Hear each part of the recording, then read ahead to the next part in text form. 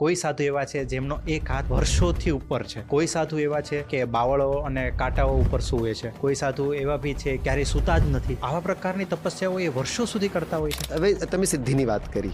રામકૃષ્ણ પરમહંસ સવારે નીકળ્યા, એમને ગંગા નદી પાર કરવી હતી. ત્યાં એક બાબાજી આયા. બાબાજીને પૂછ્યું તો ક્यों खड़ा है बच्चा? तो क्या महाराज जी वो देखो नाविक नहीं दिख रहा है मुझे कोई. तुम वो दक्षिणेश्वरी काली वाला पुजारी है ना तू? क्या महाराज जी मैं वही हूँ. तो तूने क्या पाया इतने दिन तक? देख मैं क्या करता हूँ. पानी ऊपर चलीन गंगा नदी क्रॉस કરીને बताई. वही पाछा आई गया. देखा हमने क्या पाया है? हाँ बाबा जी मानना पड़ेगा, बहुत बड़ी सिद्धि है. अरे इसके पीछे हमने 22 साल खपाए. એટલી વારમાં કોઈક નાવિક આવી ગયો, એક આણો બે આણો એને આપ્યું ને કે એ નદી મુझे પાર કરनी है. રામકૃષ્ણ પરમહંસ જતા જતા એમને એટલું કહી, મહાપુરુષ છે ને એક જ વાક્યમાં ઘણું બધું કહી જાય.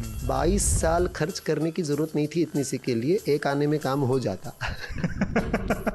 22 વર્ષ તમે ક્યાં આપો છો?